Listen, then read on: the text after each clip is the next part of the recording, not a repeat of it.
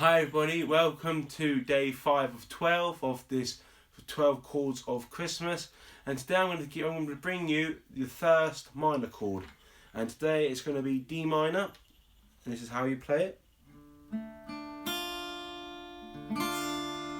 It's the same as the D major chord. You do the same 4 strings, but you put your index finger on the high E, you put your middle finger on the G string and your ring finger on the B string on the 3rd fret, and then you strum from the same string as you do the D.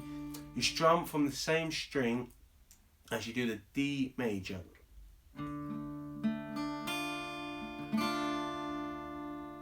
How have you all been getting on with the other chords that I've shown you and given you?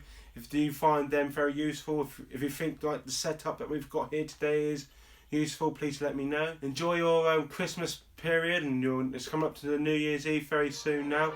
So cheers everybody.